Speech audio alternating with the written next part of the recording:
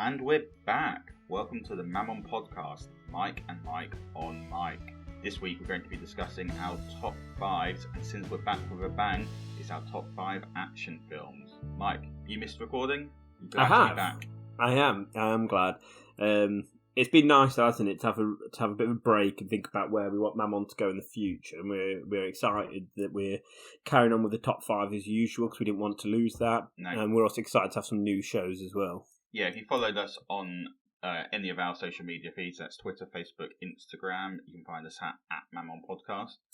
You'll see a few little teasers about what's to come, and there should also be a trailer, and that was from Saturday. So if you have a look at that, you can have a listen to see what we've got in store for you.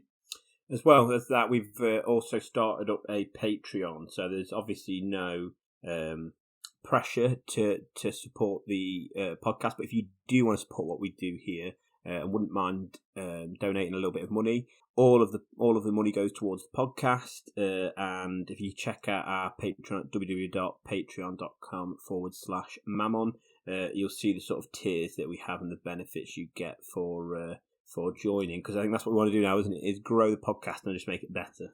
Absolutely, yeah. All money that is gifted to us will be taken back into the podcast. It'll be used to make the podcast better for you guys. So I like this idea of being back with a bang and starting with action movies, by the way. Yeah, I thought it was quite clever. Smart, yeah. There was a few sort of discussions about what we possibly was going to do when we came back, but I felt that one just rung true. Have you found it easy, this topic?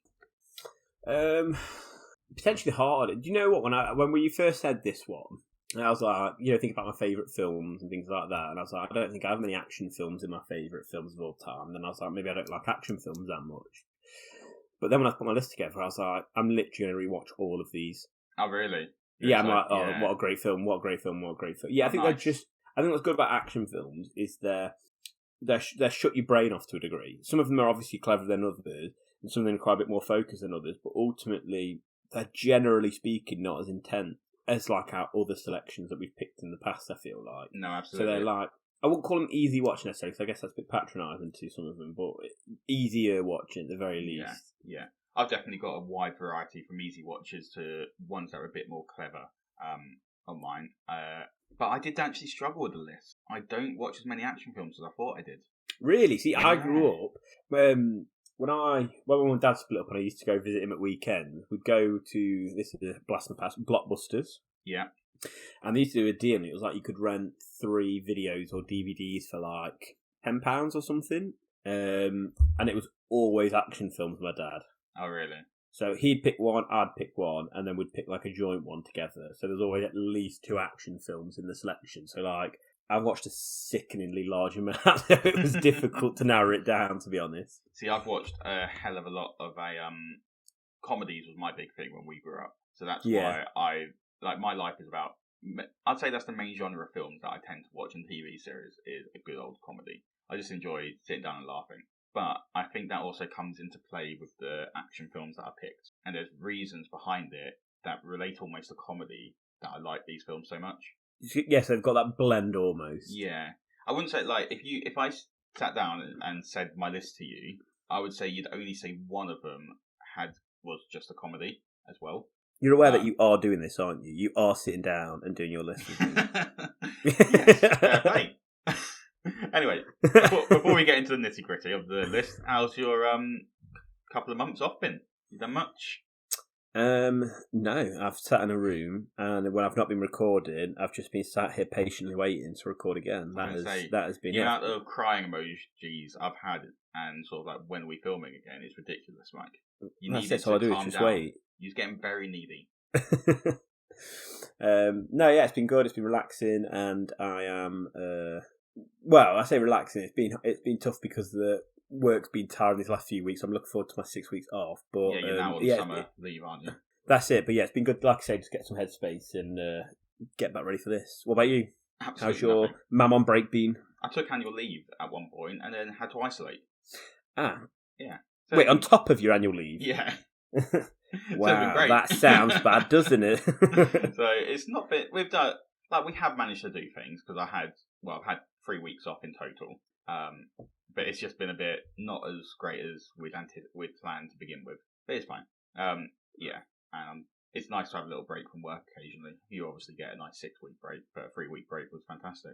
Yeah, about to say, that's like unheard of, isn't it, in your career? I did it because Lauren went back to work for the final week, and it was like I looked after the little one for that week while she went back, and it was quite nice to actually have a whole week with us two.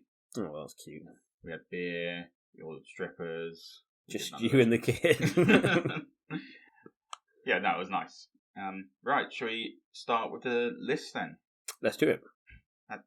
I realised during the break, that's a catchphrase of yours. Let's do it. Yeah, let's do it. You always say that after I say something like, let's start the list, or, right, what should we hear your number 4? Yeah, we can get loads of t-shirts and mugs with, like, and stop record, and let's do it. And bingo. And bingo.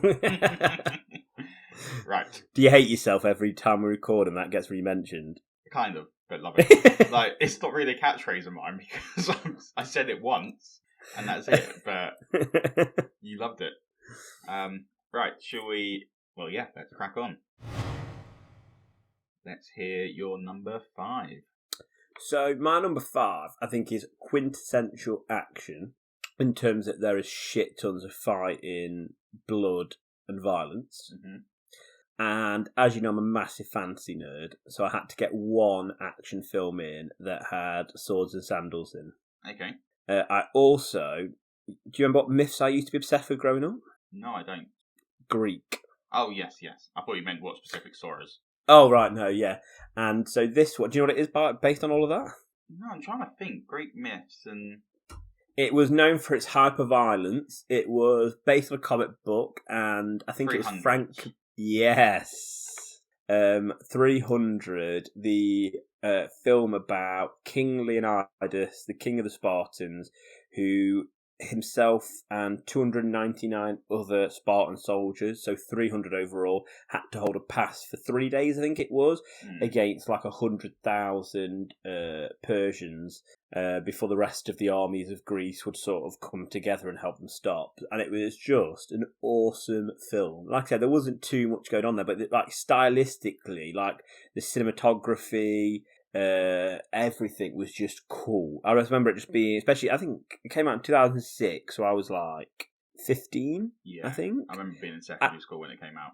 And it was just cool. It was just cool as fuck. Yeah, see, you say about stylistically, the plot, like, a bit weak, but stylistically, that's what Zack Snyder's sort of famous for. He needs to work on his plots almost, because stylistically, he's a fantastic director.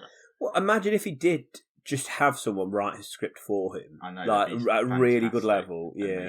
Amazing. So I've never watched 300 for some reason. I can't get into it. I have watched like literally like does he climb a mountain or go up a mountain at the beginning of the film? I can't get past that scene for some reason. But I also haven't watched it since secondary school. Right. So it's definitely a film I think I need to go back to and try and rewatch because I've only heard good things about it, and I've recently, as we've discussed on the podcast as well, got into my Greek myths myself. So maybe now that sort of all that sort of is in play, maybe I would actually enjoy the film more. What I will say is that I don't feel like the Greek myths was that focused on there, really. Oh, really? Well, either way. Yeah.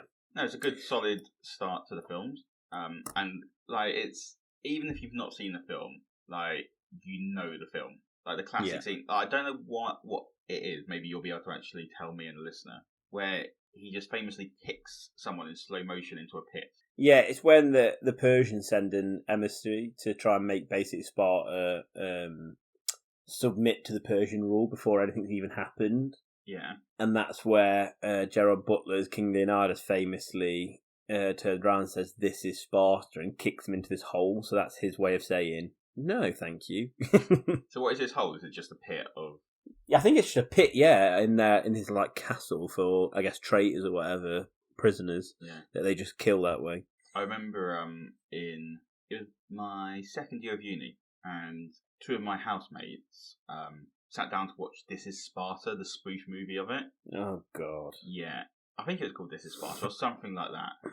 And it was like I had nothing to do, and they was in the living room watching it. So I was like, well, I'm going to be in here watching it, sort of thing, because I had physically nothing else to do. It was one of the worst movies I've ever watched, and they repeatedly did that scene. So like Britney Spears would appear, like shaved off head and everything, because back then that's what that was famous for. And like he'd kick her into the pit.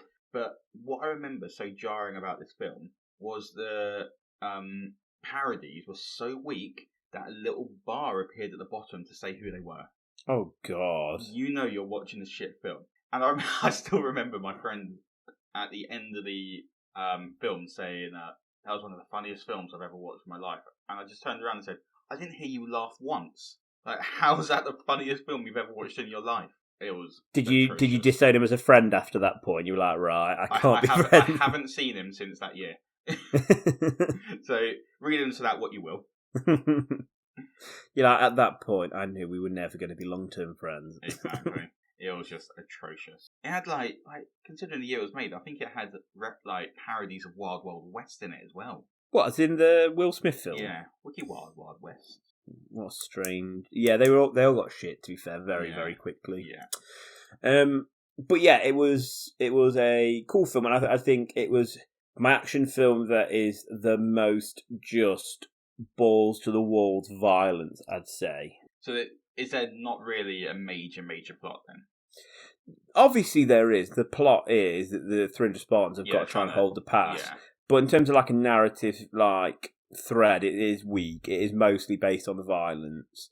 And even character development. They're just like hyper masculine. Like obviously nowadays, we talk about this the other day, but like, male actors are starting to get to similar sort of, body pressures in films that women are. But this was the first film that I remember, like, all the men being, like, ripped to shit. And I remember it being a massive thing, like, online in magazines, like Empire and stuff, where, like, half the marketing for the film was them being interviewed going, how did you all get into this shape?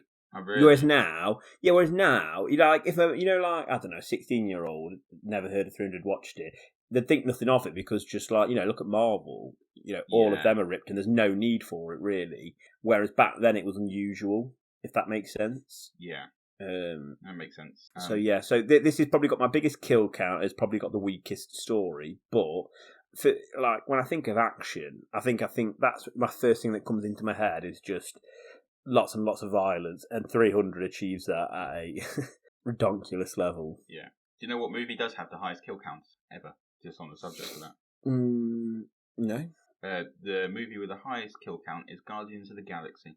Oh yeah, because they blow up the planet, don't they? Yeah, well, like in terms of on-screen deaths that you physically see. Right. Because like you could say like other films like Star Wars, they blow up the whole world. Yeah. Spoiler alert if you haven't seen Star Wars. But you don't know what the population is. But on Guardians of the Galaxy, you see all of the I can't remember what they're called now. But those ships sort of surrounding the evil guy's ship and then get completely blown up and destroyed. And you physically see all these ships. So, yeah, it's the highest death count. You would not have put money on that, would you? No. I'm just having a look while I was doing that and seeing what the kill count was. For the entire film, there is 600 deaths in the whole of 300. Holy shit. King Leonidas, as an adult, kills 30. Absolute legend. Yes. So that is... See, that's got to be one of the highest in, like, hand-to-hand combat, then. Yeah, quite possibly. What I mean? Yeah. Apparently, well, there is, like, 15 in the title animation, which I don't fully understand. What title animation? Of the 300 movie. But anyway, that's neither here nor there. So yeah, good solid first choice. Should we move on to my number 5? Let's do it. My number 5. So, like you, you sort of wanted to put a fantasy type film in there. Yep. I'm a big fan of the superhero genre, so I wanted to put one of those in there as well. And a lot of superhero films you can consider they're almost all action films, but they've also got a sort of other sort of plot to it. But this one, I felt its main defining feature was the fact that it was an action film, and that's Captain America: Civil War. Nice, one of the best fight scenes ever, yeah, maybe exactly. ever for me. That's really why I picked it, because of the now. Wait, Civil War or Winter Soldier? Civil War. Oh, I'm thinking Winter Soldier. Sorry, you're thinking of Winter Soldier in this sort of elevator lift. Oh, that's quite a cool scene. But yeah, no, Civil War. I'm thinking of the airport scene. Yeah. Which is obviously awesome. It's one of my favourite Marvel films. I think because it's the first time. It's kind of Avengers 2.0, but obviously you got the Avengers fighting against each other. So like we all know that the heroes are always going to beat the villains, but in this one there was obviously a real sense that you didn't know who was going to win, who was going to survive, or any of that sort of thing when the Avengers are literally fighting each other, and I just really, really like that. I just think it was a great plot as well. Like Zemo just using inside knowledge. He broke up the Avengers. He was a villain who actually won, really, and he was fantastic at it. And using sort of the knowledge of Bucky Barnes killing Tony Stark's parents was just fantastic. And the reveal at the end, I just really love the film. It's a great film, and I think the action sequences are fantastic and really sort of cinematic as well. If you think about the final scene with Captain America going toe to toe with Iron Man, I just genuinely heartbreaking scene as well. That Robert Downey Jr. was amazing in that scene. Oh, he was, yeah. It's just well, because he just disables the Stark's armor, doesn't he? He puts a shield for him, and he's like, and stay down, and he just walks off, and Stark's just devastated. Because at the end of the day, like, you sort of understand why Tony's getting is annoyed and upset. Like, I'm on Tony. I'm Team Tony on like Civil War plot. I was originally, and then on a rewatch, I think I was Captain America. Oh, really? That's interesting. Yeah. Is there any reason behind that? Or you change sides because you know that. I think when I watched it first time slowly, I just think Tony Stark and Iron Man were my favourite films and superhero guy. But I think like that was, when you rewatch it, like Tony Stark dominates that first film. Iron Man, he's amazing. Like he just steals every second of the screen. But then when I rewatched it, I was like, 2's weak, 3 is average. Whereas Captain America's films get stronger and stronger and stronger as they go on. They do, and this is a Captain America film as it is. Yeah, exactly. Just thinking, I'm on Team Tony because I agree that the Sokovia Accord should be a thing. So for those of you who haven't watched the films, basically the Avengers are doing a little mission at the beginning, trying to stop a guy from Brock Rumlow from taking a biological weapon. And Wanda basically blows up a building which has numerous... Accidentally. Yeah, it wasn't on purpose, but she accidentally blows up a building which had numerous Wakandan workers in there. And so the Sokovia Accords are brought in to try and hold accountability, so the US basically has to sort of oversee everything the Avengers does so that they can sort of cause less destruction in their sort of attacks of these villains, which I get, like, having this overseeing team, it must be horrible, but also I do feel there needs to be accountability when people are literally dying. You try, like, admittedly saving the day and stopping more people from dying, but that's why I was Team Tony. For me, it was just as well, like, I think I saw it more, maybe because I'd seen more of the outcomes of that, since that film, but for me it was more, in principle, I have no problem with that. But in practicality, you're having a very fallible human beings in charge of the Avengers who can make them do even worse things without them realising. So I was like, at least like with Captain America, he might not get it right, but he's doing it for the right reasons. Yeah, that is very true, actually. I will say that. Whereas other people are going to be doing it for their own ends. They're not going to be as altruistic as Captain America. I'll tell you what, it's a very difficult ground on who's the right and who's wrong. It's very blurred lines, isn't it? And I think that's what my thing would say is, I think that's one of the bravest choices that they did, is that, like, you deal with Tony's PTSD, you deal with Wanda's, Jesus, too many Marvel stuff, Wanda's, I guess PTSD as well for what she does later on in her show. You deal with, like, in Spider-Man, how it affects civilians, all this death and destruction. And I guess that's the whole point of Civil War as well, isn't it? I can't remember his name now. Who was the bad guy in it? Oh, Zemo. Yeah, that's the whole point, as well as he was affected, his family were affected by them fighting. So, I think it's just like brave storytelling, that part.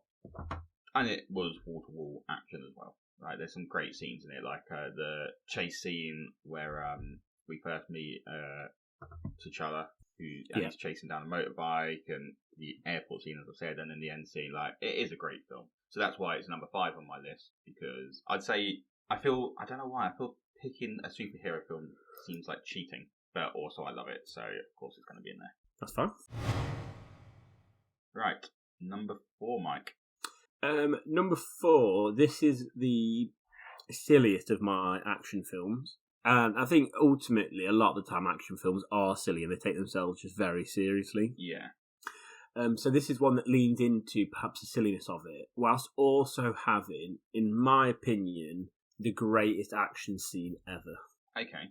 I thought for a second we might have picked the same film, but I don't think we have now. I bet we've probably got the same actor. Maybe. So this is... Oh, okay, so we're going to skip this. Is that one of yours as well? It's one of mine later on.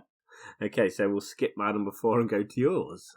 Right, so my number 4 is, like you say, it just leans into the silliness. It's got some great action sequence while also being corny. So this is a film that's not amazing in the slightest. Although I've just read it's the 7th highest grossing R-rated film of all time. But it's just pure silliness, wall-to-wall action, and what I love in a action film, one-liners. And it's Commando. Oh, I thought you were going to go Deadpool then for a second. Nah, I've done my pick of a superhero film. Have you ever watched Commando? No, I don't think I have. It's Schwarzenegger. Yeah, it's Arnold Schwarzenegger. So I'll give you a slight rundown of the plot. He's a retired Special Forces colonel. His name's John Matrix in the film. And he's informed that other members of his team are being killed by these mercenaries, one of which is an ex-member of his team that was discharged for sort of being too violent. So as you'd expect, they do actually come to his he's got like this mountain home where he lives with his daughter, and they come and attack him and they kidnap his daughter Jenny. He then obviously tries to chase after him, but he's overpowered and sort of kidnapped by them too, and taken to their boss called Arius, who blackmails Matrix into trying to carry out a political assassination in his country of Valverde, because he wants to lead a military coup. So because he knows his daughter's there, he sort of agrees, because he feels he'll get his daughter back, obviously, if he listens to what they say and does what they say.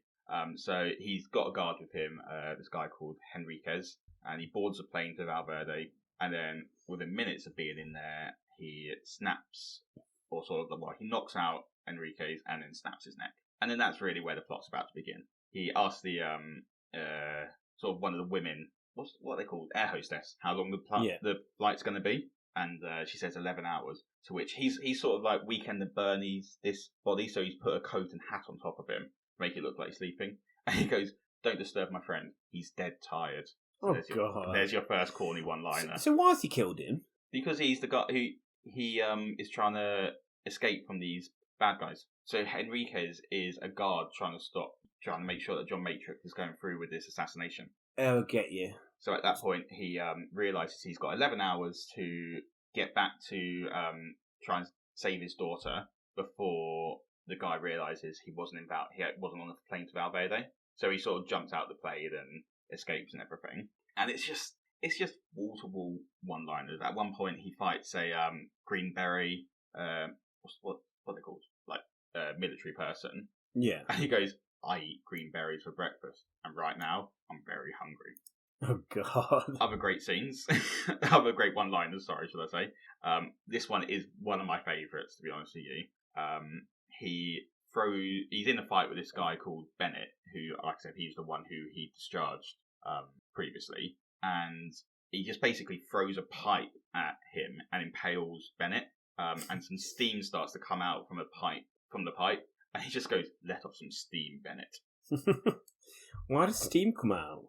Because it's fighting in sort of like this basement, steam type room. And then one of the best is at one point there's a guy called Sully, and he has a bit of banter with before, and he's like, "I like you, Sully. I'm going to kill you last." So he's, but and does he? A bit later, he goes to him. He's basically holding him over a sort of cliff edge, and he tells Sully it's his weak arm that he's holding him with, just to a bit of banter. And then he goes, "Remember, Sully, when I promised I'd kill you last?" And Sully's like, "Yeah, that's right, Matrix, you did." And John just goes, "I lied," and drops him. Oh God! And then a bit later, this woman who's helping out Arnie is like, "What happened to Sully?" And he just goes, "I let him go." It's just wall-to-wall one-liners, and it's what you want from an Arnold Schwarzenegger film. It's action-packed. It's just literally a guy going to try and get his daughter back. So it's kind of like Taken in a way like that. But it's funny. It's not to be taken seriously, and it's what I want in an action film. Like you say, you just want to be taken away from the real world and have a bit of fun for a couple of hours. Well, it definitely sounds like that. Yes. there's so many more one-liners. Like, so also, I'm glad that we've got him on the list. I think you can't have an action list without Arnie on there. Oh, really. absolutely. I did have a second one, but I've actually bumped it because I remembered another film during our chatting that actually I want to include on the list. But yeah, there was a few years ago when I still lived in Bristol. Me and my friends, we met up for the day and we spent 24 hours watching Arnold Schwarzenegger films and sort of like posting about it on Facebook, each one. And what we did is we tallied up like every death, every one-liner, and it was a lot of fun. And Commando, because we watched Terminator and we didn't really think, he doesn't really talk in that film at all. No. So there was like, even though it's famous for like "Hasta la vista, baby," and "I'll be back," like one-liners went down. I think actually that might be the second one that he says that more. But I think so as the well. one-liners went down. But then when we watched Commando, they were through the roof, like absolutely phenomenal. And there was a lot That's of what fun you doing needed. that. Yeah. It's what we was watching it for. We was watching basically because I think, what did we watch in total? We watched Commando, Total Recall, Terminator, Kindergarten Cop, Twins, and I want to say, in fact, I'm going to say because it is Conan the Barbarian. I feel like it's poor that you didn't watch Running Man. That's his best one. No, we didn't watch Running Man. I'm trying to think. I swear there was one more that we watched, but yeah, it was just a lot of fun, and enjoyable day just watching all of Arnie's films, and it's why you realise he's one of the best action film stars of all time. Not a great actor, but he does what he does. Predator, that was the other one we watched. That's a great film. Yeah, the film that's known for the most manliest handshake in the world. Yeah, about to say that's got memed on so hard now, hasn't it? Yeah. Right, so we've only got to hear my number 4 because your number 4 will be coming later in the list. So let's move on. Mike, what is your number 3 choice? Well, I thought, can you talk about, as two British people, action films without talking about Bond? Yeah. And yeah, I've gone for what my favourite Bond film is, and that is Casino Royale. Okay, so it's one of the few I've watched but can't remember. I am not the biggest James Bond fan. Well, I'm not, to be honest, of the old films. Like, I watched the Brosnan films because they were that was my generation, really, when I was a bit old enough to watch them. Yeah. But, you know, they're not great. I wouldn't have called myself a James Bond fan by any stretch of the imagination. So I wasn't too bothered when I heard that, like, they were sort of, not rebooting it, but they had a new James Bond. And I watched it, and I couldn't believe how good it was. First of all, it got me obsessed with poker. Okay. Isn't it quite tame as well compared to some of the other James Bond films? Yeah, it's basically they got Daniel Craig in and they wanted it to be grittier and much more realistic. So no invisible cars or anything like that. And which I get, but that is part of the fun of James Bond at the same time. Yeah, well, and as the later films go on in the series with Craig, they bring a little bit more of the gadgets and stuff. Because Q does get cars. But not really, but yeah, in the second or third one, I think it's the third, but I think what I loved about it was, again, I liked how grounded it was. Mm-hmm. And it took all the elements of Bond. He was cool as fuck. He had a nice car, he had a nice suit, he drank fancy drinks, he was like cool at poker, all the women loved him, but it felt like a real film. Like, it felt like if you changed his name, it wouldn't be Bond. Do you know what I mean? Like, the only thing that makes it Bond is his name in a lot of ways. Oh, yeah. Obviously, there's some few nods, but ultimately it tried to be more grounded and more realistic, and that's exactly what it was. And it's got some incredible action sequences. It's got a great driving sequence with a crash that was, I think it won the award for most roles with with an actual stunt driver in. Okay. It had twists and turns, and it just set up the franchise again. I think it just I think James Bond wouldn't still be as popular as it is now without them redoing it with Casino Royale. If they'd picked a different actor or gone in a different direction with it, I think it sort of breathed life into the franchise again. Yeah, which is what it sort of needed, because it was some of the old ones are quite outdated and almost quite not very politically correct this day and age either. No. What the thing is, though, I say as well, this was released in 2006. If you watch this today, you would not believe it came out in 2006. Really? Does it hold up? Yeah, it holds up really, really well. Okay. Have you never seen it then? I have years ago, but I'm not the biggest James Bond fan, so I really. But I think if you go into it now, with this in mind that it's almost not James Bond, I think you'd really like it. Okay. maybe I'll have to give it a go again. I do want to sort of watch the newer James Bond films because the trailers excite me. But yeah, I just haven't done. I do remember always watching like James Bond for some reason or having it on in the background when we was packing for a family holiday. That was just always like a thing. Yeah, it always seemed to be on the background on ITV2 or something. Well, the other thing I'd say as well with this, what I think you'd like as well is, as the films go on, the James Bond films, they start to look at him being this like aging spy in this modern world. Okay. So like how he's an old school spy versus all this new technology that's not really him anymore, and like what's his place in this new sort of society of spying. So again, everything's more grounded, everything's more realistic. Yeah, fair enough. Mate, like I say, I want to give him a go again. So I've got nothing against the James Bond franchise. They just, like I said, doing this list, even though I came up with the idea of the back with a bang, I don't watch a huge amount of action films, apparently. Right, should we move on to my number 3 choice? Yeah, let's hear it. My number 3 is a very recent film, actually. It came out this year, which, considering not many films have really come out this year, quite pleased with this one. And I watched it, not expecting great things, but remember as a kid watching the previous attempts they've made at this film and enjoying them still, even though I knew they weren't great. And it's Mortal Kombat. So it's Go on.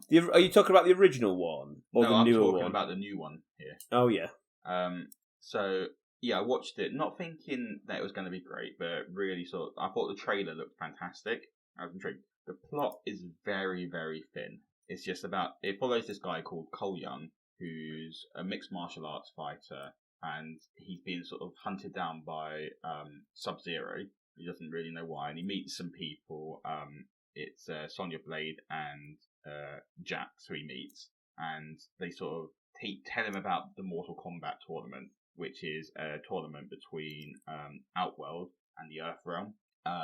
And basically, if Earthrealm loses this next tournament, which they've lost the last 9, then it means that the Outworld is about to come to Earth and conquer. It basically means that it's Earth's theirs now. So the Outworld is trying to cheat by destroying the fighters before they have a chance to come into the tournament. So that's why they're sort of being hunted down. That's the basic plot. There's no tournament in this film yet.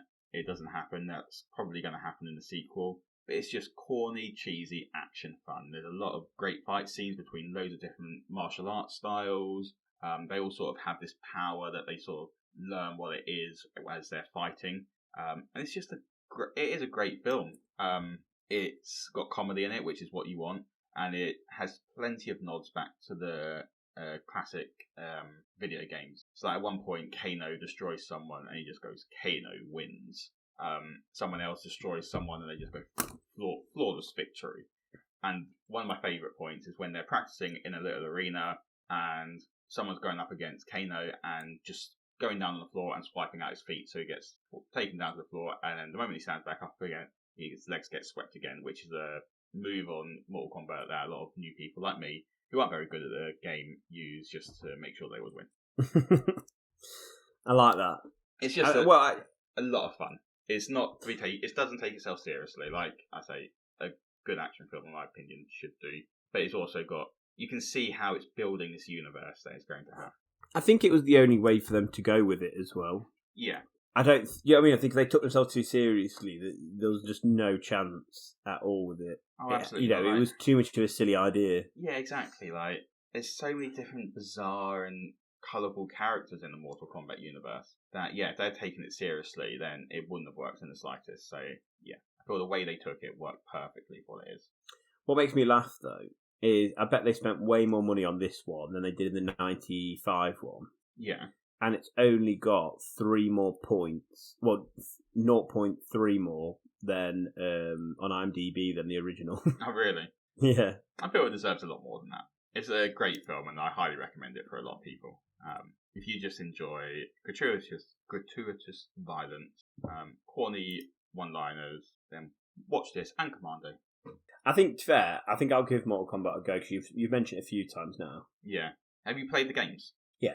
Yeah, so I think you'd probably enjoy it. Like I said, the plot's very weak. As long as you go into it knowing that, then... Yeah, I think that's the thing with with action films, is often setting your expectations, because it's never going to be an Oscar-winning film. No. So you need to set expectations accordingly, don't you, really? Yeah, I agree. Right, so yeah, that's my number 3 choice. My number 3 is a lot more serious than yours. Are you sure? Because you've already given your number 3. My number 2. Should we move on to your number 2? Let's move on to my number 2. Right, Mike. What's your number 2? I think it's because I skipped my number 4. Yeah, I feel like I'm behind you. So, my number 2 was so close to being my number 1. Okay. And I feel like the day of recording, if we recorded tomorrow, it might have switched. Like, it was one of those, like, in-the-moment decisions so my number 2, bear in mind, it could be a number 1. Mm-hmm. And it's the only one on my list that I feel like people listening may not have watched. And I can't tell you how much I want you to watch this film. Okay. I'm not going to talk too much about the plot because I don't want to spoil anything. I think I know, and I wanted to include this film. Well, this is the 2016 Ben Affleck film, The Accountant. Okay. And what I love about this film is that it's an action film, and it's a little bit John Wicky in terms of like the main character, Ben Affleck's character, is actually good at fighting and shooting and doesn't miss 100 bullets like they do in sort of the 80s action films where they're meant to be the best, but they it takes them 1,000 bullets to kill someone. Yeah. It's got a great backstory, which I don't think a lot of action films do, particularly on their first one if they're doing a series of them. So you get a backstory into the character in their childhood, which lets us know more about them now. It's got character development, which again action films don't have. It's got mystery on certain things. You're like, who's this sort of sidekick who's helping Ben Affleck out? There's like 2 plot lines. You've got the main one, and then you've got another one that Ben Affleck's character doesn't see coming, if that makes sense, but we do as the audience. You get that like dramatic irony where you're like, oh shit, this these two strands are going to meet at some point, but he doesn't know that yet. It's cool, like all action films should be. And he's not the typical action protagonist. He's not an Arnie. He's not a Stallone. He's not a one-liner. He's not like super charismatic like a Bond. Yeah. And I really like that about it as well, that it just feels fresh. And like I say, it's streaming right now on Netflix and Amazon Prime. I'm not going to talk too much about, like I say, the plot, 'cause I don't want to give too much away. But it is just amazing. And I think, like, forget being a action film, it's just a good thriller as well. Like, it's a cut above an action film. Okay. A cut above.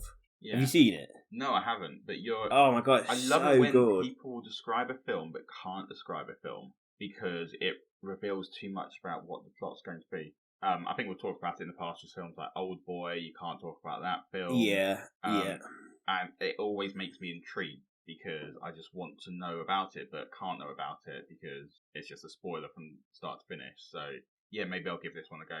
It is a top tier action film, 100%. Okay. It's one I've heard of, but don't remember that much buzz about.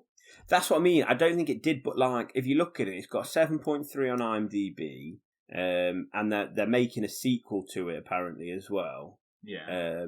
It's not got that. It's only got 51% on Metacritic, but I think it's because it goes against the grain of an action film. Okay, so it's slightly different. Which almost like you need in an action film because there's too many generic types now. And 100%. I've been flipping between my number 1 and 2, but whatever one that this one ends up being in, I won't say spoilers, but there's too many of the type of film that I'm going to mention in a bit. Even though that was the original, because they're trying to sort of leech onto it. So when you got something unique and original, it works. 100%. And like I said, I don't think you'll watch an action film like it. Like I say, in terms of the character's not a typical action hero, the story doesn't follow a typical action plot.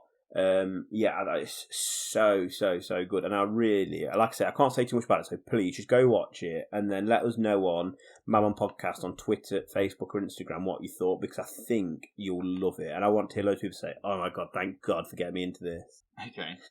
I'll give it a go, I think. Maybe we'll put a poll up afterwards saying, did you watch The Accountant after listening to the podcast? Yeah, sounds like a good idea. Right, my number... What number? 2. 2. I think I'm going to keep this in the position that it is. And like I say, there's a lot of this type of genre film being made now, but this was the original, and it's John Wick. Yeah, love it. Had to be on the list. It would have gone on my list, but I thought The Accountant, it's not similar at all, but in terms of that they're both actually badasses. Yeah. And I knew you'd pick it, made me not pick it. Yeah, because I was talking to you because I watched the third one the other day. It's been a long time since I've watched the first John Wick, so my memory of a lot of the scenes and everything is very hazy. But I know the plot because it is the world's easiest plot to remember ever. It's literally just focus on this guy called John Wick, who is an ex-assassin. He sort of got out of the game, and he's searching for these guys who broke into his home and stole his car and killed his puppy, which was the last gift given to him from his just recently deceased wife. He literally had it for 24 hours, and then these guys killed it. Like, because the film starts where he's really like upset and sad about his wife dying, and he sort of discovers that she brought him a puppy, and he's really happy. And he sort of, in those 24 hours, you see him start to learn to love again and be happy, and then all of a sudden it's taken away from him, and that's the plot, and he's just hunting these guys down. But the action sequences are absolutely phenomenal. Like, he doesn't miss a shot. He's amazing at what he does. I remember I used to go on a website. They've like sold it now, so it still exists, but they've sold it to another company, so it's like completely different. It used to be called like Tickled without the E. Yeah, it was a bit. I guess it was a bit like 9gag, if you've heard of that. Yes.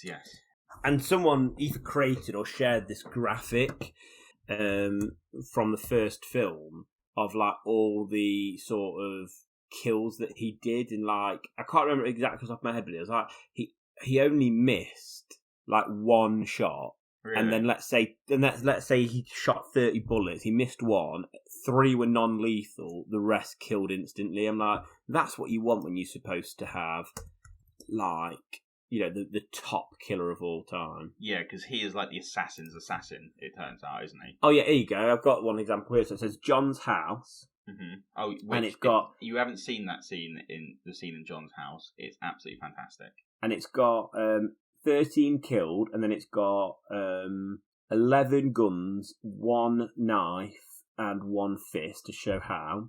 Mm-hmm. 20 shots taken, 19 hit, 1 miss, and 95% shot accuracy, 11 headshots. Nice. So like it just like that's what I mean. That's just one scene, their example, but that's what's cool about it, isn't it? That he's just actually a fucking badass.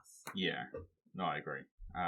And what I like about this is the universe that it eventually sets up, because this is what I can't remember, because I watched 1 and 2 straight after each other. Mm-hmm. So my memory is very hazy with the two of them. Yeah. Does John Wick set up this underground network of assassins with the Continental, or does number 2 go into a lot more detail about that?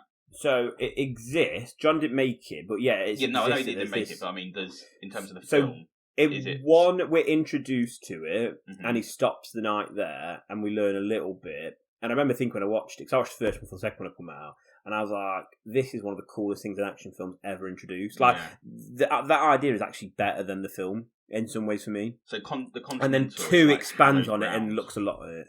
You can't sort of murder within the Continental. It's like sort of, if you want a safe haven, you go there. But there's also, and only assassins can go, I believe, can't they? Yeah, but there's so much more into it, and I don't want to say too much, because if you've not seen the John Wick franchise, I highly recommend watching it, because the third one goes even further into this, and the fourth one's going to be even more so. But yeah, it's just absolutely fantastic. And what I mean by a lot of films doing this, in terms of they take in films or sort of actors that it's not really what they're famous for, or they're sort of like slowing down in their career, and then making these amazing action films. I think Bob Odenkirk, who plays Saul from Better Call Saul, he's done one recently called Nobody or Mr. Nobody.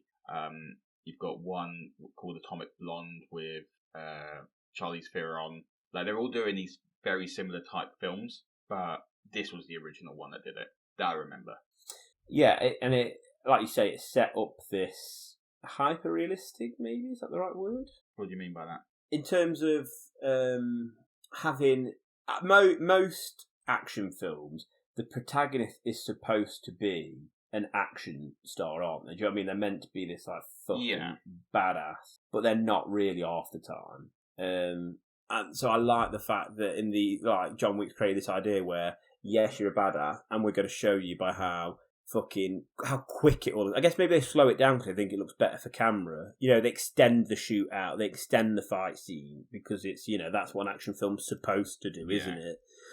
Well, but instead, this one does it very quick. Yeah, they use a technique called gung fu, which is a mix of gun and kung fu. So it's basically close quarters gunfighting, and it works so well.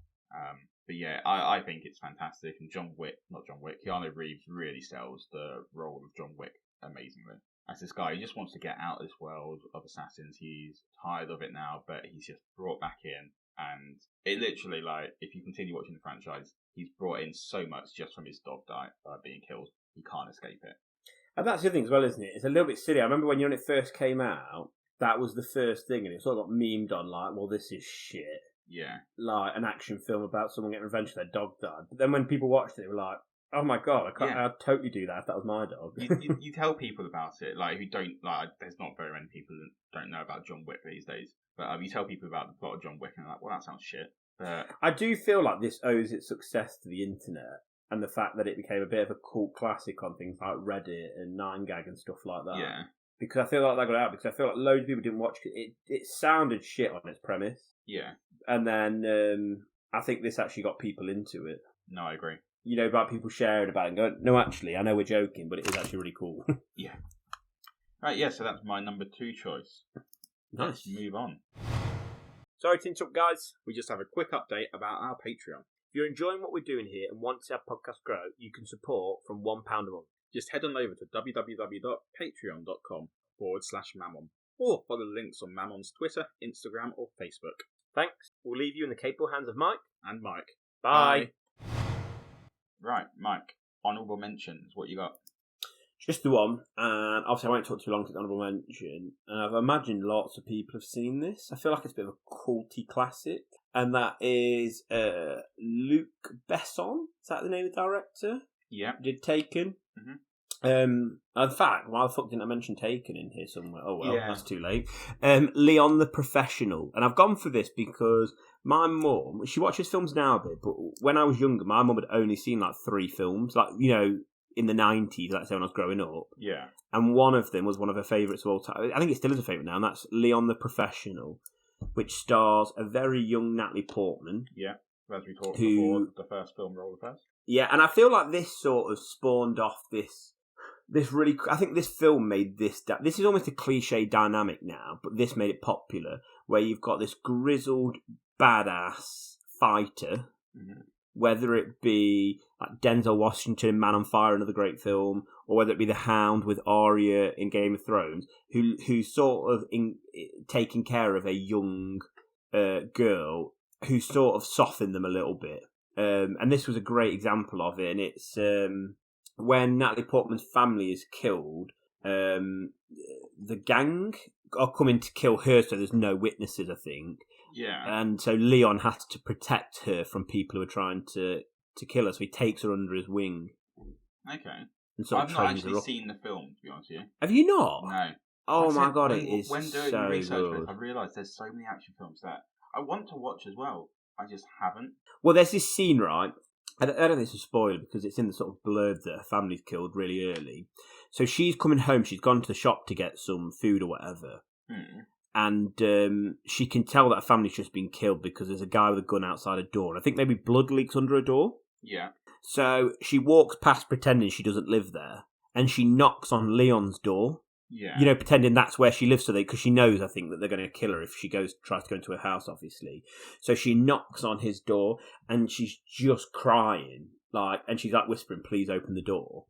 And he's sort of a bit of a loner, Leon. He doesn't yet to me, so it's quite tense when he open it. And there's a really cool shot where the camera's on Natalie Portman, who's just crying, and in the background is some of the sort of bad guys, who've just killed a family. Yeah. Watching. So it's like, if Leon doesn't let her in and pretend that she lives there, she knows he's going to get killed. So it's such a tense scene. It's so good. It's so well shot. Again, if you haven't watched Leon Professional, watch it. It's fucking awesome. I'll give it a go. It's not through not wanting to, I just never have. Yeah. Nice. So I haven't got an honourable mention. I know, I've really, like I said, I struggled to come up with. I suppose technically I could mention the one that I bumped for, what's it called, Mortal Kombat, but I'm not going to because there was no reason why it's an honourable mention in my eyes. But this honourable mention, I've got a friend who's absolutely obsessed with it. It's a film called Unstoppable with Denzel Washington and Chris Pine. I'm going to send you the movie poster, Mike. I know what it is. Have you watched it? It's average to poor at best. I agree. Look at the movie poster that I just sent you, though. I feel like none of that happens. Yeah, I was about to say that. Yeah. For those who've never seen it, it's about a. I think it's based on a true story. And looking at Wikipedia, yes, it is based on a true story. It's about a runaway freight train that's got a load of something on it, like that's not good. Can't remember what. Nuclear waste or something, maybe. Possibly, but yeah, they're in sort of like loading yard, and the guy from can't remember. My Name is Earl. You know, the chubbier brother. Yeah. He basically accidentally leaves the train in gear or something, and it starts rolling away. And he can't catch up with it, so it's just going. Meanwhile, Denzel Washington's teaching Chris Pine how to drive a train, and they sort of catch wind of this runaway train and try to stop it before it gets somewhere and blows up or whatever. And it's just, the plot kind of sounds awesome, but it's just so slow. Nothing really happens. And then the poster, which I'll probably share on social media, just literally with no context, I'll just share that post. It makes it look as though it's the biggest action film in the world. But I'm pretty sure all they do to stop the train is they go in front of it with their train and slow it down. Like, spoiler it's alert. So, yeah, well, I don't give a shit. No one should watch it. It's not worth it. I'm glad you also agree it's crap. But my friend is absolutely obsessed with it. He loves it so much. Don't get me wrong. It's not the worst film I've ever seen. It's just a 5 out of 10. I just think it was a film in which I've had numerous things like this where the concept sounds so much better on paper than it is executed. I believe going back to episode 1 or 2, I can't remember when our top 5 films was. I think it was episode 2. I talk about a dishonourable mention then in The Final Countdown. I'm pretty sure I do, at least, which is a film which sounded awesome about a ship that goes back in time to Pearl Harbor, and they have to make the choice on whether to stop Pearl Harbor from happening or let it happen and not change the course of history. But that was also shit. I just get really hyped up about some films, and then when it's not what I imagined the whole plot being in my head, I'm really disappointed. Yeah, and that's what's disappointing when someone comes up with a cool premise. Yeah. You build up to what you want it to be, don't you? Because it's unique. Yeah. But yeah, so that's my dishonourable mention, because I couldn't think of an honourable mention. I'll let you have it. Cheers. It would have been shit if you hadn't. No, you're not having that. Do an honourable mention, Mike. Right, number one. Number 1 for season 2, which we haven't said. It's season 2 now, Mike. Well, my number 1 is... Oh, sorry, do you want to talk about season 2? I got so excited about my number 1. No, get excited. Well, my number 1, as I've actually got more excited the more we spoke about action films, because, thinking about like John Wick's and it's sort of, and The Accountant that's got sort of more realistic violence. Yeah. Snappier, quicker. I think all stems from this film, really, thinking back. Okay. I think this film made it interesting. And as well, like I say, as you all know, I love character development. It's got tons. I love mystery. Got tons. And also, what's also one of my favourite genres of film. I did know this in season 1. You told it me the other day, beginning with F. A coming-of-age film. I love coming-of-age film, which this sort of is like an adult coming-of-age film, and you'll know why more in a second. I do know the answer. It's really bugging me. It's in the back of my head. We're going Harrison Ford film. Guys. What? And I don't like it, even though it's about, the name of the film is actually about the genre I like. Well, I say genre. I don't think it's a proper genre. I think it's really bugging me. Fugitive film. That's it, yes. So, this is The Bourne Identity. Okay. He wakes up with amnesia. Yeah. So it's sort of a coming-of-age film because he's got to find out who he was. He goes on the run because the people who killed him are chasing him. So it's a fugitive film. It's got character development. It's got really nice love story within it, actually, to be honest. Yeah. And there's just so many fucking cool scenes. Like there's a bit where he goes to sleep on a bench, and he doesn't know who he is, so he don't know he's this badass action star. Can I really wanted you to end it there. There's so many cool scenes. There's a scene where he falls asleep on the bench. No, that is it. Why is it so cool? and then police officers wake him up and he just like fucking knocks him out with some like ninja moves he didn't even know he could do. Yeah. And then there's a bit where he goes into the bank, and he's really cool. Like, again, oftentimes action stars are fucking stupid, and they just kill people and think later. Whereas there's a bit where he takes the guard's walkie-talkie and puts the earpiece in, so then he can work out how to run away from the police without getting caught. Okay. Which is just smart, but you just don't see that in action films, do you? You don't. There's a bit where he's driving a Mini through, I think, Paris or Berlin, and he's got to drive down some stairs. There's so many good scenes. I could talk about this film all the time. It's on Netflix right now. If you've been living under a rock since 2002 and you've somehow never watched The Bourne Identity, do me a favour and watch it. See, I watched because actually now I'm talking about it. It is better than The Accountant, but only slightly. Yeah, so you're glad you put it in this order. Yeah, I am glad now, yeah. But it's so good. And like I say, it developed this fighting style that we see in action films now. Do you remember that famous bit with the I think there's a knife and then he picks up a pen or he picks up a newspaper? Yeah. And they're doing that really cool fight scene. Oh, so good. The only thing I don't like about it, for some reason, I don't know why this is something I hate about it, is they seem to have microphones strapped to their fists. Do you know what I mean by that, or not? Yeah, well, there's a loud, like a sort of noise. Each punch is so loud, it's ridiculous. But that's obviously just the way it's styled. Do you know what my favourite punch noise is? What? In The Dark Knight Rises? Yeah. It's either the punch noise that Batman hits Bane with, or the noise that Bane hits Batman with. Okay. It just sounds so painful. I don't remember it, but at some point we are going to be watching all of the Batman films. So before we get to that one. Do you know what then? As well as ranking the films in review, we'll rank the punches.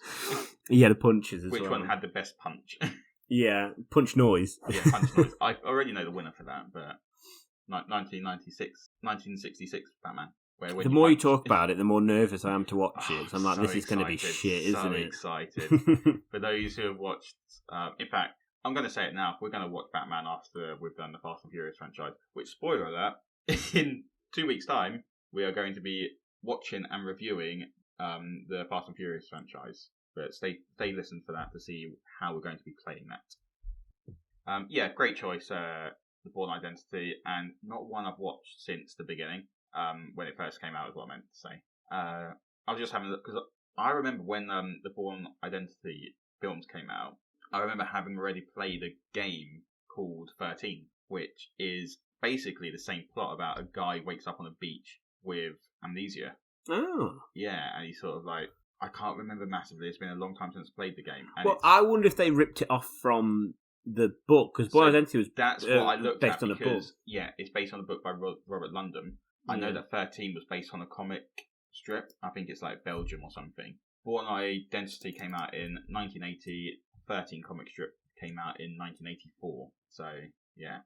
But still a great plot. And it's like, the Bourne Identity obviously did it first, and it's just a great idea and concept of this guy.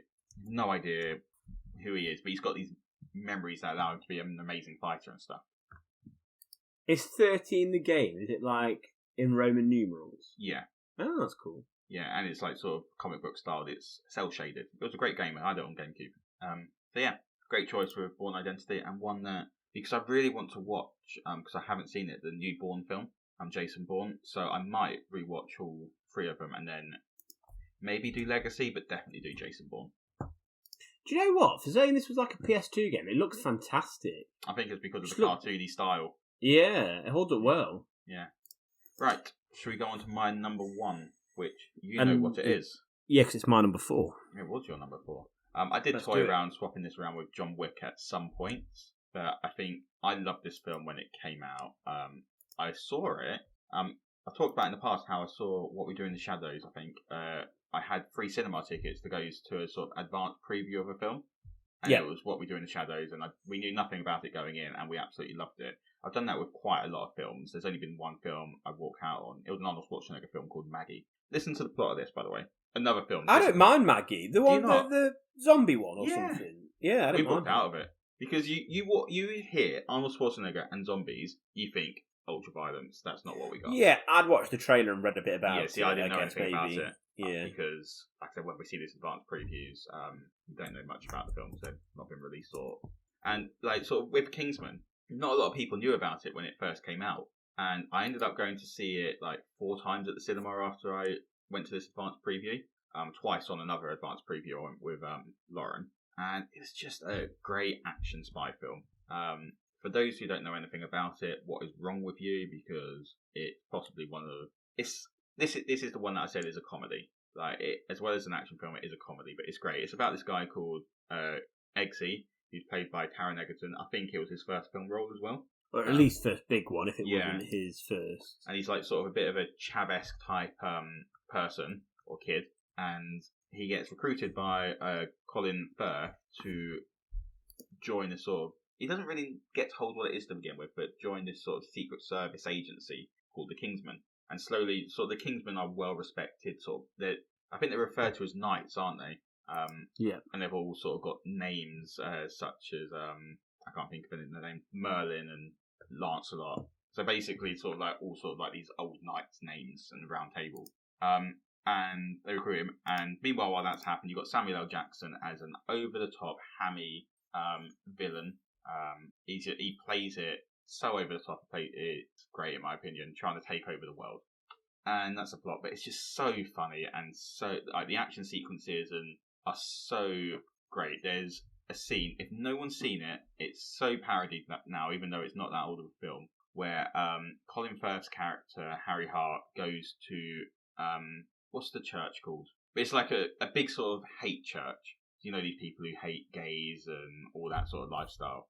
And he ends up killing every single person in Westboro Baptist. It's like one of those type of churches. And ends up killing everyone in this church. And it's such a fantastic, like, one-shot action sequence and something that you don't expect from Colin Firth either. And it's just phenomenal. Like, that makes the film, if anything else. That I do think that church scene is one of the greatest action... No, the greatest action scene I've ever seen in my life. Yeah, I don't think anyone can argue with that. What do you... Anything that you want to say about the film? Because obviously I've talked about it, but it is your number 14. I think you said a lot. I think really it was it pays homage to action films and spy films really well without just being a homage film, while still being its own thing. Yeah, it's very unique. So it's like, considering, like you say, action spy films have been done before so many times. It's like Colin Firth is like an older James Bond, basically coming into his retirement, maybe, but still sick. And yeah, he brings a chav into the world of spies, and where it used to be all, vodka martini, shaken, not stirred, fancy suits, it's about trying to get him into that world, whilst also him still, I guess, clinging on to his roots, which is cool. Yeah. I think it's a film that on paper sounds dreadful, absolutely dreadful, but every actor commits to it, so it's fantastic because of that. Yeah, I think that's what you mean. They all commit, and because of that, it's done so well. And it doesn't feel like, when you actually say it out loud, it sounds really silly and stupid, but it doesn't feel that way when you're watching it. No, not at all. And it's funny. It's genuinely really funny as well. Yeah. But this is action comedy first, not comedy action. Even though it's funnier than a lot of comedy films I've seen, it is still an action film first, and I like that about it. Agreed. Yeah, absolutely love it. Like I said, I saw it so many times at the cinema, and I think I'm going to rewatch it today because it is great. Yeah, I think I'm going to watch all of mine. Yeah. There you go. I might watch some of yours as well, like The Accountant. Definitely The Accountant. It sounds like, and this is strange, but it sounds like Kingsman: The Secret Service is on Disney Plus on Star, which is super fucking odd if it is, because there's some really... Oh, is it? Right, that's why. There's some very not Disney jokes on there. That's the only thing, in my opinion, that ruins it, the end scene with the princess, which is supposed to be a Disney princess now. I don't know, I just felt a bit too crude for the whole film. The film didn't go with crude humour. It did. No, it didn't. That's my opinion, though. That's my opinion. I didn't like the end joke. I loved also the final scene, which I won't spoil anything, but there's a final scene in the pub, and it's really cool. Yes, agreed. It's all really cool, let's be honest. The first scene in the pub's just as cool. Yeah. There's a But I think I love it because it pays, maybe not cool's the wrong word, but I'm not pays homage to the original. I won't say too much in case I spoil anything, but it's a lovely scene actually. Yeah. There is a prequel coming out, because there was already been a sequel, The Golden Compass, not quite as good in my opinion. The Golden what? Not the Golden Compass. what's it called? The Golden Circle. Yeah, that's it. But there's a prequel coming out which looks really quite cool. I don't know if it's I don't think it's going to be leaning as heavily on the comedy. And it's called The King's Man, and it's set during like World War II, I believe.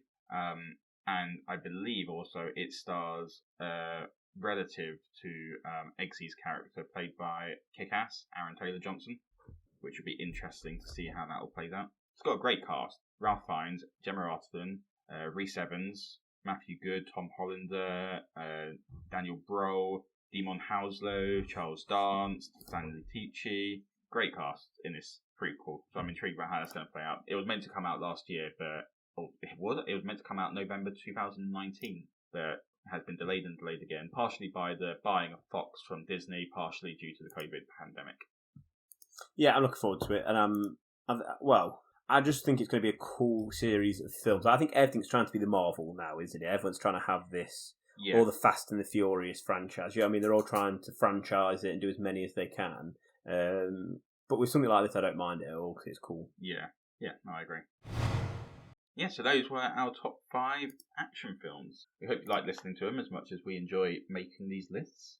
It was nice to be back, like we've said at the beginning, but actually doing this, it is nice to be back recording again and have a plan for our upcoming slate. Shall we give a little talk about what we've got upcoming? Yeah, I think definitely. So we, obviously, as you can tell, because this is the first one back, we're continuing with our top 5 podcast. That will continue to be a recurring, frequent show of ours. Yeah, but what we decided is we felt like energy-wise maybe and ideas-wise that to keep just top 5, especially trying to keep up the upload schedule of once a week, would be impossible. We'd either lose our sort of passion for it or we'd just sort of run out of ideas and we'd start to do things that were a bit too niche and a bit weird, which we still will do, I think, but if it was just that every week... Go on, sorry. I was going to say, we have done niche and weird with the podcast spin-off ideas. Yeah, definitely. But like, I feel like if it was every single week we were doing that, we'd maybe get sick of it. Exactly, I agree. So our next mainstay show is Fireside Chats. Take a seat. And that one is going to be sort of what it sounds like. It's going to be us two just chatting, not necessarily on top 5 per se. So what we're going to do is each week or each episode of that, one of us picks a more serious topic, one of us picks a sillier topic, and then whoever's hosting it that week, either myself or Mike, we will get a guest topic. So we'll have 3 topics that we'll be talking about, and there's no necessarily system to how that chat goes. It's just going to be free-flowing, however it goes, it goes. Yeah, it's just us on Mike and Mike on Mike. Yeah. Yeah, there's going to be a rough sort of guide to it, but actually it is mainly just going to be us chatting and talking, which we know you guys like to listen to. We hope you guys like to listen to. Yeah. And with the questions, email us in at Mammon Podcast. That's not what our email address is. Email us at mammonpodcast@hotmail.com. And if there's any questions that you want to ask us or for us to discuss, they can be included on the episode. The other podcasts we do then are Mammon in Review, which is where we pick a franchise series. So currently, like Mike mentioned, it's Fast and the Furious. And each episode, we are reviewing one film. We watch them and review them in order. And then as we watch more, we rank them. That's why it's in review, because each time we do it, it's changing. And what we'll do is we will have a top 5 with that. So there's more than 5 films in the Fast series. So it means some will just completely lose their spots eventually. So when we get to number 6 in this franchise, we'll obviously have to rank that somewhere. And if it's good enough to be in the top 5, it means something that's currently in the top 5 will move out. Absolutely. And the great thing about that is we will occasionally be coming back to each in review, even if we've finished the franchise, because, for example, with Fast and Furious, I know that there's another 2 movies coming out after Fast and Furious 9.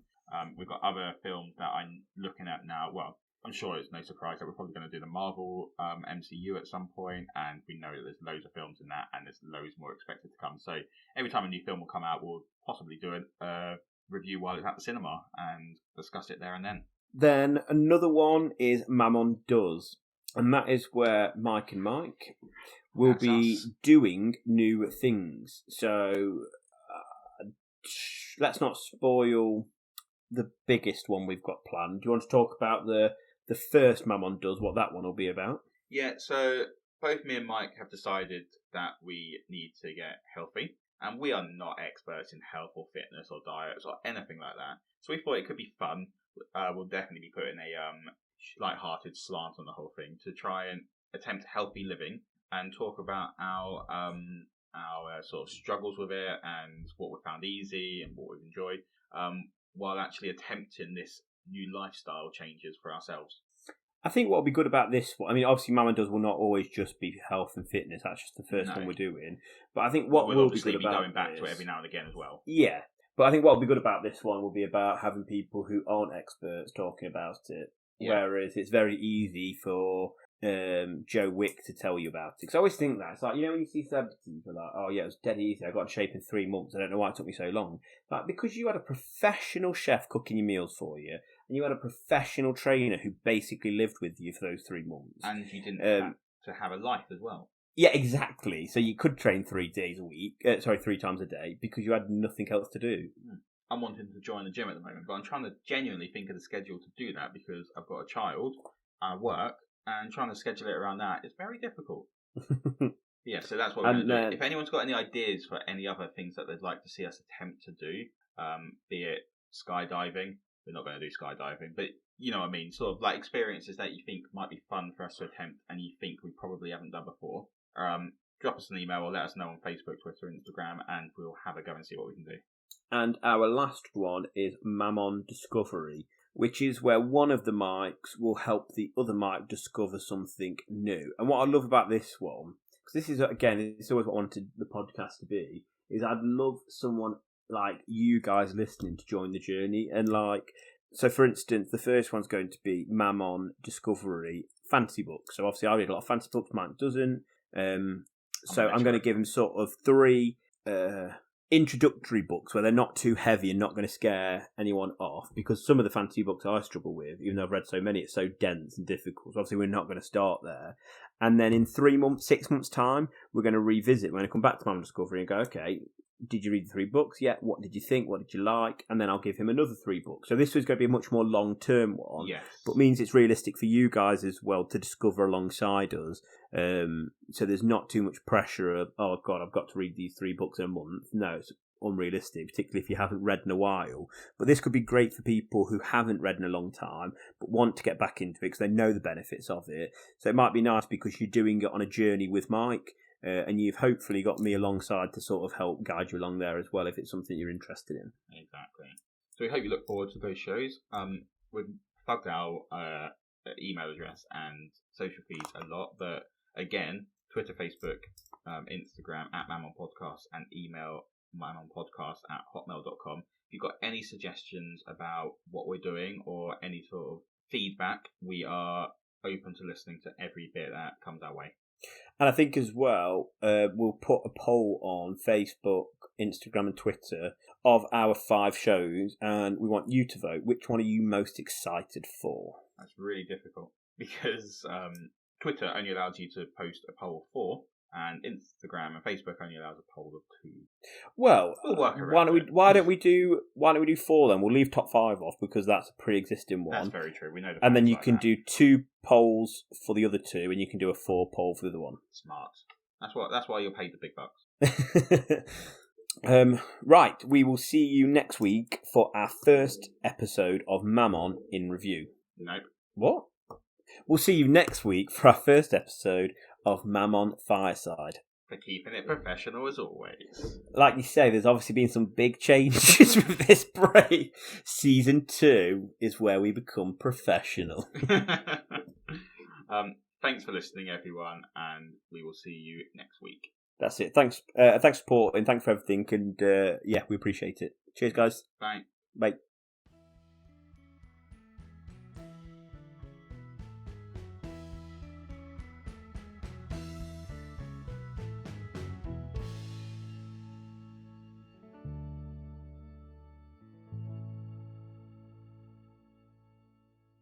And stop record.